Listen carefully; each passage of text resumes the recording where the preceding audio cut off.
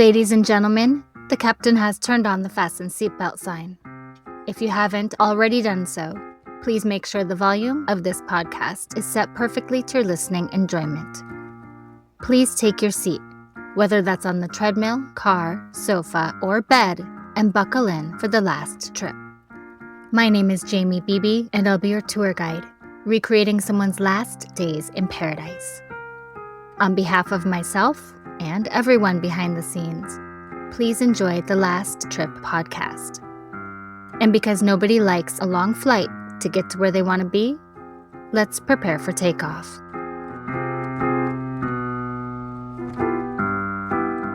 In January 1975, Caryn Campbell, a 23-year-old nurse from Michigan, was in Aspen, Colorado with her fiancé for what should have been a carefree ski vacation. She was young, ambitious, and newly in love, spending the week at a lodge near Snowmass Ski Area, surrounded by friends, tourists, and fresh mountain snow. But on the night of January 12th, Caryn stepped away inside the lodge for just a moment, and never came back.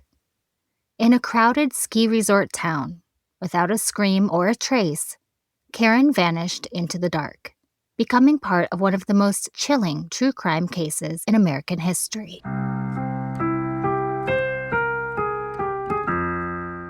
To really understand Caryn Campbell's final trip to Colorado, you have to understand what Aspen and Snowmass represented in 1975. Because back then, Aspen wasn't just a ski town. It was becoming a symbol of a certain kind of American freedom and glamour.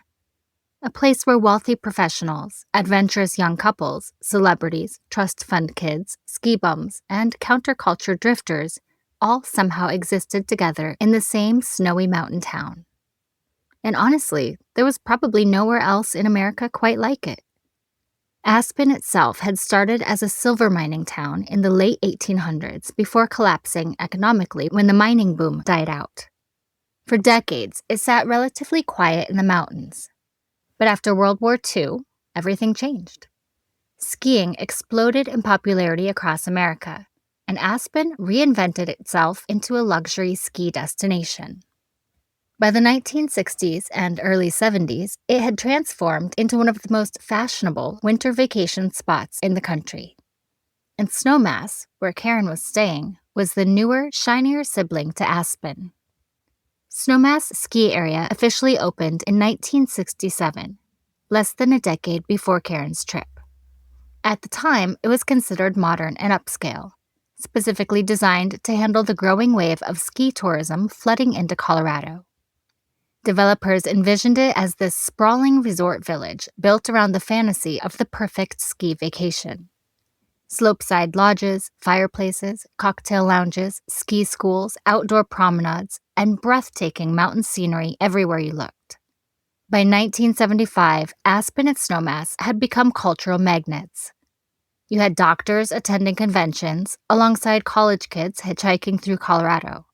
Wealthy tourists from New York and California drank champagne beside hardcore skiers who spent all day on black diamond runs and all night partying in crowded bars smelling like cigarettes, wool jackets, and spill beer.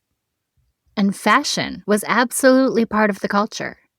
The mid-70s ski scene had this unmistakable aesthetic. Brightly colored ski suits, oversized tinted goggles, fur-lined moon boots, knit turtlenecks, shearling jackets, leather gloves, giant sunglasses, and long flowing hair sticking out from wool caps. Skiing during that era wasn't just a sport, it was social theater. There are photos from Aspen in the 70s that almost look like fashion editorials. People wanted to be seen there, and Aspen leaned into that image. The town had already started attracting celebrities, musicians, and wealthy socialites by that point. Hunter S. Thompson famously lived nearby during the early 70s and even ran for sheriff of Pitkin County in 1970 on his wild freak power campaign. John Denver lived in Aspen. Movie stars vacationed there. There was a strange collision between old money luxury and rebellious counterculture that gave Aspen a personality unlike traditional elite resorts on the East Coast. During the day, tourists skied across massive mountain runs surrounded by the Rockies. Snowmass especially became known for its wide terrain and family-friendly slopes. Visitors took ski lessons, rode lifts through pine forests, and spent hours moving between lodges, warming up with hot drinks beside giant fireplaces. And at night, the atmosphere shifted. The bars and lounges filled up. Resorts hosted dinners, live music, dancing, and cocktail hours. People drank whiskey and wine while snow fell outside the windows. Medical conventions and corporate retreats often overlapped with vacation crowds, creating this strange mix of professionalism and vacation excess, all happening under one roof. And that's part of why Caryn's disappearance felt so shocking to the people at the time, because Aspen and Snowmass represented escape. They represented wealth, recreation, youth, and safety. These weren't places where people associated with predators lurking in the shadows. Caryn vanished in the middle of what should have been one of the safest possible environments, a crowded ski resort filled with tourists and professionals.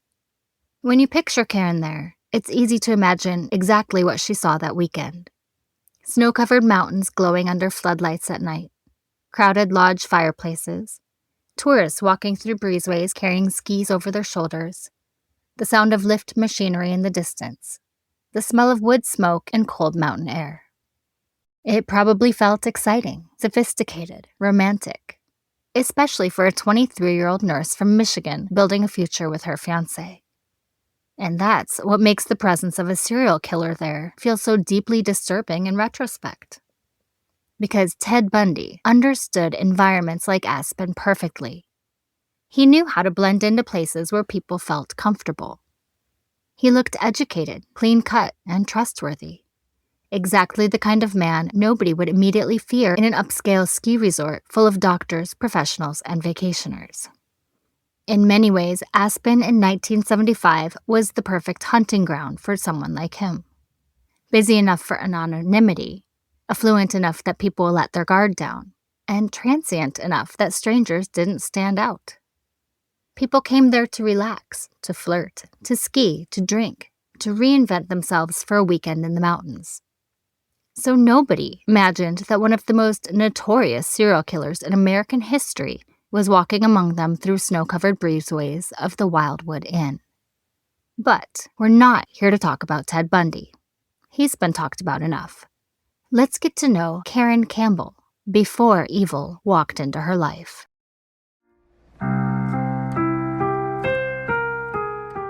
Before Caryn Campbell ever became connected to one of the most infamous criminals in true crime history, she was simply a young woman building a life that, by all accounts, seemed full of promise.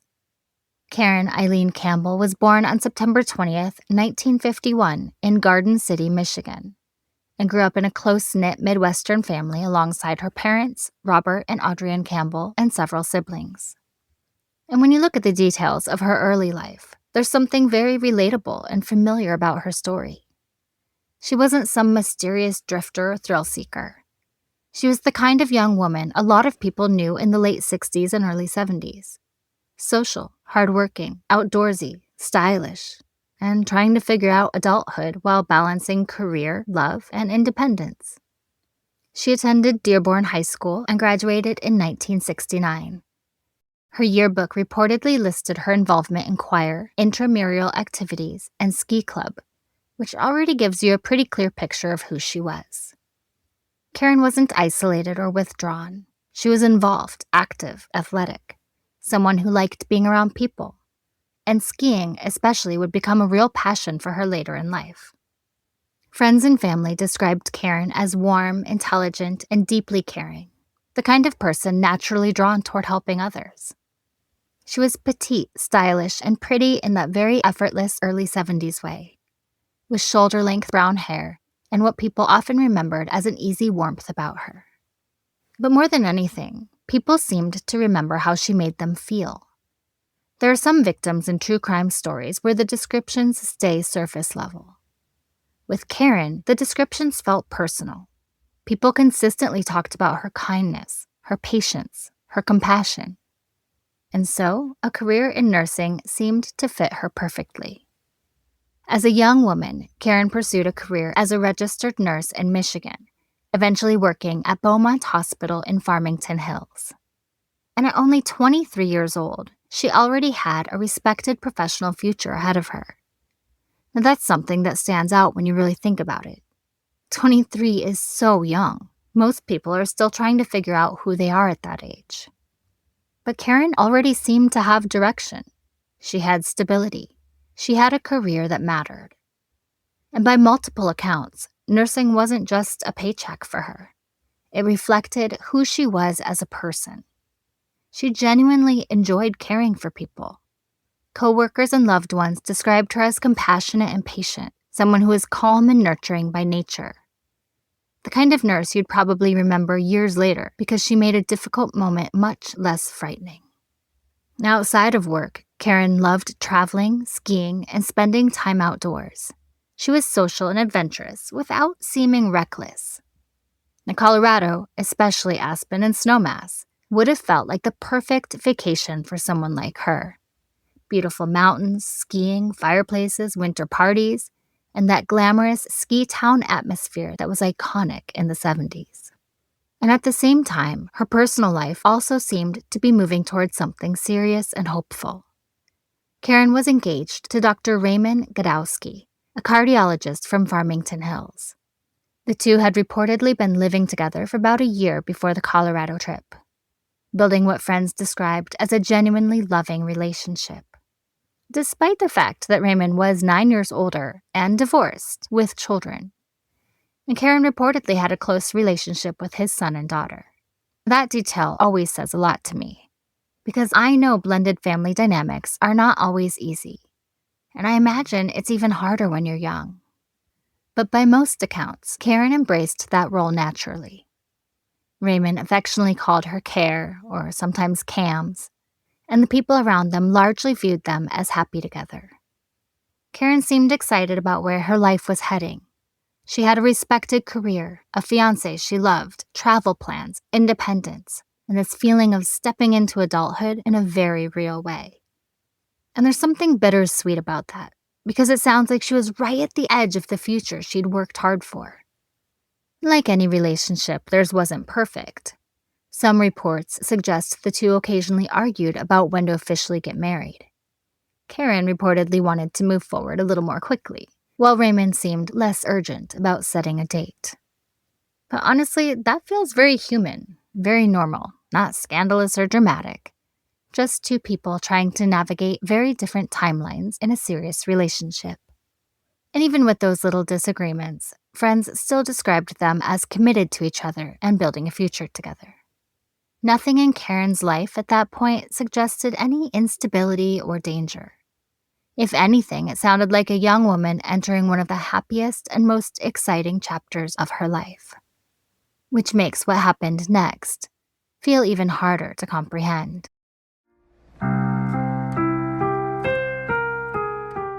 In January of 1975, Caryn Campbell arrived in Snowmass Village, Colorado, with her fiancé, Dr. Gadowski, and his 2 children, for what was supposed to be a winter getaway filled with skiing, mountain air, and family time.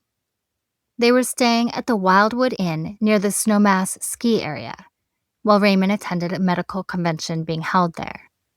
For Caryn, it probably felt like exactly the kind of escape she needed. She'd been excited about the trip for weeks. Now, even though Caryn was still recovering from the flu when they arrived on January 11th, she reportedly wasn't going to let that ruin her vacation. People later remembered that she still looked tired and slightly under the weather, but she pushed through it anyway, determined to enjoy herself. And I can definitely relate to that, especially on a trip you've planned and looked forward to. You tell yourself you'll rest later. You'll power through because you don't want to miss the experience. And the group purchased 5 days of ski lessons and quickly settled into vacation mode. Caryn spent her first day there sightseeing around Snowmass and skiing with Raymond's children. She was naturally nurturing, so it's easy to picture her fitting comfortably into that stepmom role. Bundled up in ski gear, helping the kids, laughing in the snow, trying to enjoy the mountains despite feeling a little under the weather. And for a while, everything about the trip appeared completely normal. On January 12th, the day Caryn disappeared, the group spent time skiing again before heading to dinner that evening at a nearby restaurant close to the lodge. Witnesses later remembered Caryn seemed relaxed and social that night. While the others drank cocktails, Caryn reportedly ordered milk because her stomach was still bothering her from the flu. It's such a small detail, but those tiny, ordinary moments always make cases like this feel more real somehow. At one point during dinner, Caryn joked with friends about trading magazines, offering her copy of Viva magazine in exchange for someone else's Playboy. Everyone was laughing, talking, warming up after a day out in the cold. Nothing about the evening suggested danger. Nothing suggested it would become the final night of her life. After dinner, the group returned to the Wildwood Inn around 6 p.m. Witnesses later described Caryn relaxing near the fire in the hotel lounge, talking and socializing with the others. And the lodge itself was busy with convention attendees and vacationers moving in and out. It was not isolated. It wasn't some remote empty cabin in the woods. There were literally people everywhere. At around 8:30 p.m., Caryn told Raymond she was going upstairs to their second-floor room to retrieve her magazine. She left the lounge area alone, walking toward the elevators and the hallway leading to her room. Multiple witnesses later recalled seeing her walking through the lodge. And then, nothing. Absolutely nothing. She never came back downstairs. Now at first, Raymond reportedly wasn't immediately alarmed. A few minutes passed. Then a little more time. Eventually he went upstairs to check on her himself. When he entered the room, the magazine Caryn had supposedly gone to retrieve was still sitting exactly where she had left it earlier that day. And that's the moment everything shifted, because suddenly it was obvious something was wrong. There were no signs that Caryn had packed up and left voluntarily. Her skis were still in the room, her belongings were untouched. There was no indication of an argument or a struggle. She had simply vanished somewhere between the hotel lounge and her second-floor room, in a crowded ski lodge. Police were called almost immediately. Investigators began an exhaustive search through the Wildwood Inn, checking elevator shafts, crawl spaces, stairwells, storage areas, and all 140 rooms inside the building. Officers searched every possible place a person could accidentally become trapped or injured. But there was no sign of Caryn anywhere. Now outside, conditions were brutal. Snow covered the ground and temperatures had dropped sharply. Investigators believed it would have been extremely difficult for someone to voluntarily wander far from the resort, especially without proper gear. Caryn had no car. Her skis were inside the room with her winter clothing. Now, in some areas, the snow was so deep, people reportedly couldn't walk more than 30 feet off the road. Still, there was no trace of her. The disappearance quickly became one of the biggest stories in the area. Pitkin County District Attorney Investigator Michael Fisher interviewed more than 100 guests and employees at the resort, trying to piece together whether anyone had seen something suspicious. Ski patrols searched the surrounding mountain terrain. Plane and bus operators were given Caryn's photograph and description in case she attempted to leave the area. But still, investigators found nothing. No witnesses reported screams. No one saw a struggle. No evidence suggested where she had gone. And as happens in many disappearances, suspicion initially turned toward the person closest to her, Dr. Raymond Godowski. But acquaintances described the couple as happy overall, saying they were planning to marry that spring. Not to mention, many people were with him in the lounge when Caryn walked away. And investigators found no evidence of conflict serious enough to explain Caryn voluntarily disappearing into a Colorado winter night. Now eventually, with no evidence pointing toward foul play, and no indication of where Caryn could have gone, the active search began slowing down. Investigator Fisher famously told reporters, "I've ruled out gypsies, flying saucers, occult people, and cattle rustlers." Now, it's a strange quote, but honestly, it reflected the reality of the case at the time.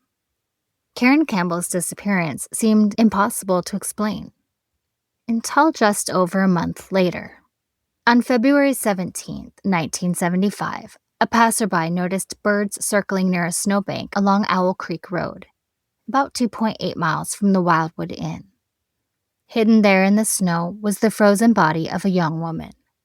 The remains were badly decomposed and had suffered severe animal predation, especially to the upper body, making immediate identification difficult. But investigators soon confirmed the victim was Caryn Campbell. And what they discovered was horrifying. Caryn had been murdered within hours of disappearing from the ski lodge. The autopsy revealed she had been raped, beaten, and strangled. She suffered massive trauma to her head and face from repeated blows with a blunt instrument. Injuries so severe that one of her teeth had reportedly separated from the gums. Marks on her wrist suggest she may have been bound at some point before her death. This was not an accident. It wasn't exposure to the cold. It wasn't a woman wandering away confused in a snowstorm. This was murder. Before long, investigators would begin connecting Caryn's case to a name that would eventually become infamous across America: Theodore Bundy.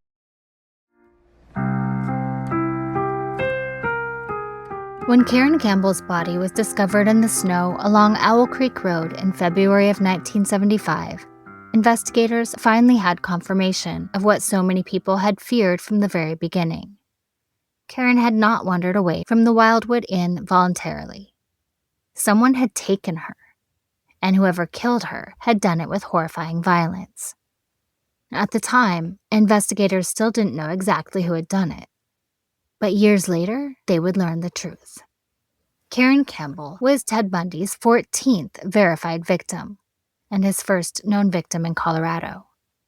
When you really examine the details of Caryn's disappearance, it becomes one of the most chilling examples of how terrifyingly confident Ted Bundy had become by that point in his killing spree. Because this wasn't a dark roadside abduction. This wasn't an isolated hiking trail or a deserted parking lot. This was a crowded ski resort filled with tourists, medical convention attendees, hotel staff, and families. Caryn disappeared from inside a busy lodge in the middle of the evening, surrounded by people. And somehow, Ted Bundy still managed to get her out of that building without anyone realizing what was happening. And part of the reason Bundy was apparently able to operate so stealthily at the Wildwood Inn was because of the resort's unusual open-air design. Unlike a traditional enclosed hotel hallway, the guest rooms were connected by outdoor breezeways and staircases that opened directly to the parking lot below. And investigators believe Bundy likely used that layout to his advantage. According to later theories and Bundy's own confessions before his execution, he may have positioned himself near the exterior staircase adjacent to the elevator Caryn used that night. Those stairs reportedly led directly down toward the parking lot, creating a quick and relatively hidden route away from the lodge itself. At the end of his life, Bundy claimed he had been using crutches that evening. Now, that detail is important because Bundy famously used fake injuries to manipulate women into helping him. Witnesses in multiple cases described him pretending to be vulnerable, wearing a cast, using crutches, struggling with books or bags, asking women for help loading items into his car. It was part of the persona he carefully crafted: harmless, polite, injured, trustworthy. And according to Bundy, that's exactly what happened with Caryn. He claimed he first approached another woman at the resort asking for assistance carrying his ski boots, but she ignored him.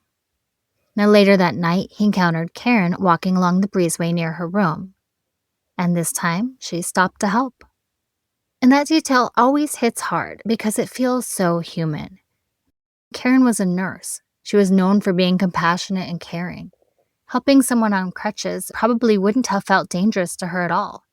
If anything, it probably felt automatic. Now, Bundy later claimed that after Caryn agreed to help him, they made their way toward his car parked somewhere near the lodge. But there are a few pieces of that story that remain difficult to explain. For one thing, if Bundy truly was on crutches that night, how exactly did he manage to maneuver both himself and Caryn down multiple icy exterior staircases without drawing attention? And how did nobody see or hear anything suspicious happening in a crowded ski resort? That's what makes the case feel so eerie. It's almost as if Bundy exploited the exact environment perfectly. The darkness, the snow, the distractions of a busy lodge, the isolated pockets created by the breezeways and stairwells. And then there's what Bundy himself later said happened next. According to his confession, once Caryn reached the car, he attacked her with the ski boots. He later described it chillingly and casually, saying, "I did my thing right there in the car." Of course, that statement is absolutely horrifying because of how cold and detached it sounds. But it also raises another unsettling possibility: that Bundy may not have even driven Caryn away initially. He may have assaulted and murdered her almost immediately, there in the parking lot near the resort itself. And if that's true, it suggests either the parking lot was surprisingly isolated that night, or Bundy found a very secluded location where nobody would notice what was happening inside the vehicle, despite being only minutes away from hundreds of people. And that means Caryn may have been killed within sight of vacationers relaxing by fireplaces, families walking through the snow, and people enjoying a normal winter evening, completely unaware that a predator was operating among them. What's also unusual is the way Caryn's body was disposed of afterward. Now, Bundy's crimes often followed recognizable patterns. He frequently revisited dump sites and concealed bodies in wooded areas he knew well. But Caryn's body being left in a snowbank along Owl Creek Road was somewhat atypical compared to other Bundy cases. Some investigators have theorized that the winter conditions, unfamiliar terrain, and growing pressure in Colorado may have disrupted his usual behavior. Because by 1975, Bundy's violence was escalating rapidly, and Caryn Campbell's murder marked the beginning of an especially dangerous period in his killing spree, one where his confidence seemed to grow alongside his brutality. But what stays with me the most about Caryn's case is how incredibly ordinary the final moments probably felt to her. A ski lodge, a quick trip upstairs for a magazine, a man on crutches asking for help. And then, suddenly, she crossed paths with one of the most dangerous predators in modern American history. Not because she made some reckless decision, not because she was alone in a dangerous place, but because Ted Bundy understood exactly how to weaponize normal human kindness.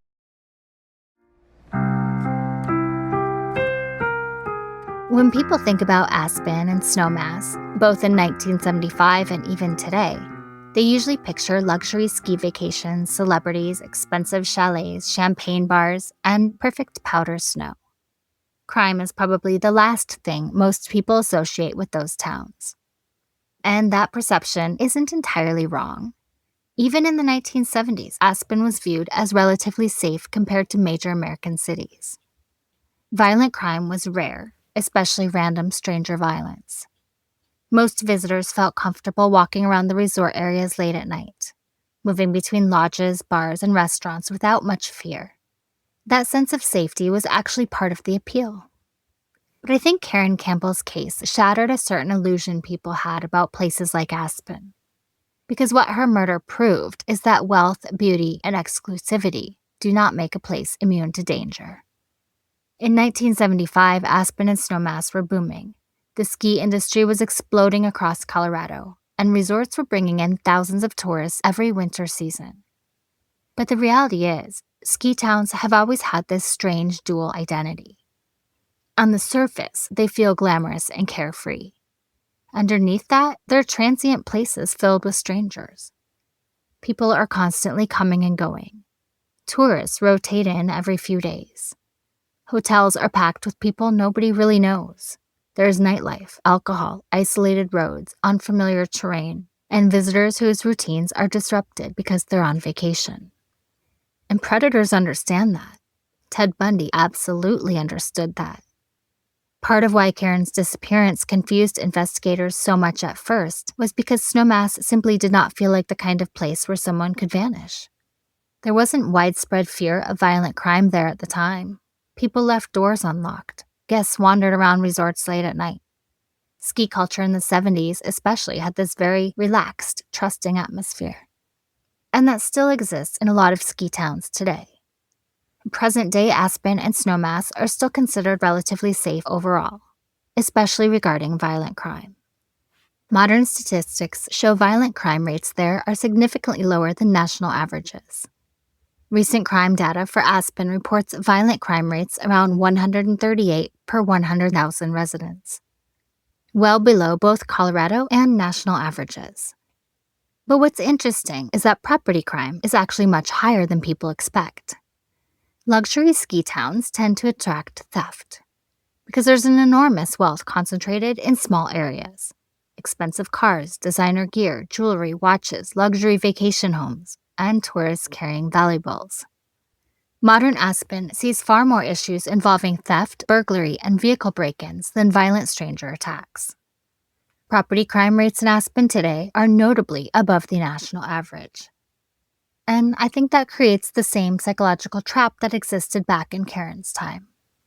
People think this place is wealthy, beautiful, expensive, therefore it must be safe.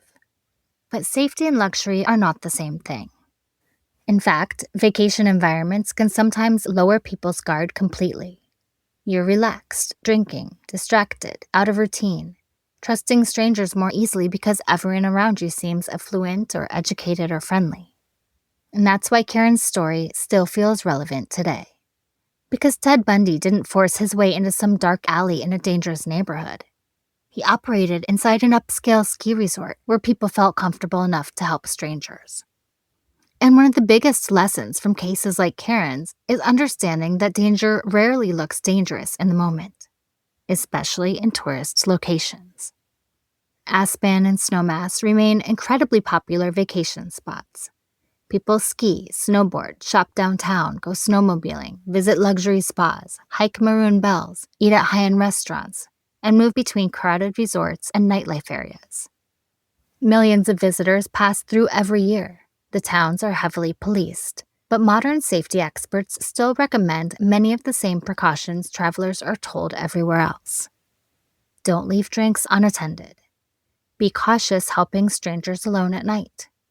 Avoid walking isolated resort paths or parking in areas by yourself after dark. Share your location with people you trust. Use hotel deadbolts and locks. And one that I think matters most in vacation towns specifically. Don't let the atmosphere convince you that normal instincts no longer apply. Because vacation mode changes people psychologically.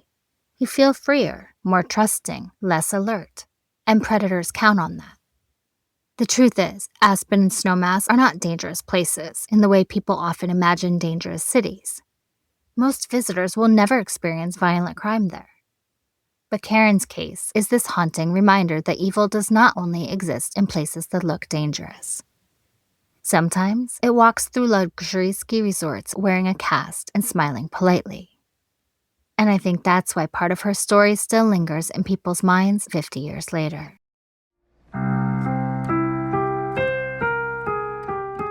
I think one of the hardest things about stories like Caryn Campbell's is that over time, the victims can become overshadowed by the people who hurt them. People recognize Ted Bundy's name immediately. They know the headlines, the documentaries, the mythology built around him.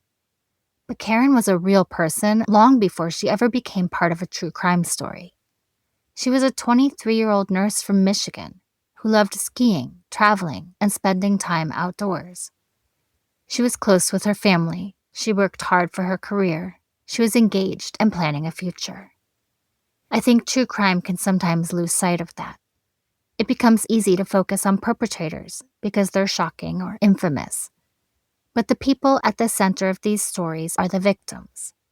The lives interrupted, the futures stolen, the families forever changed. Caryn should have gotten to grow older. She should have gotten married. She should have had more ski trips, more holidays, more ordinary moments that most of us take for granted. And maybe the most meaningful thing we can do when we tell stories like hers is to make sure people leave remembering her name, not the man who took her life.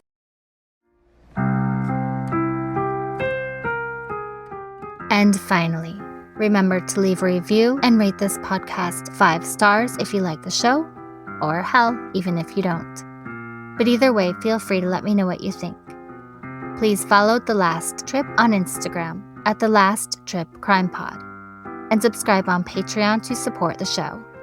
You'll get extra research, videos, photos, and updates, and even learn more about my personal travels. That's patreon.com/The Last Trip Podcast. I'm Jamie Beebe, bringing you your last trip and signing off until the next one. Thanks for listening.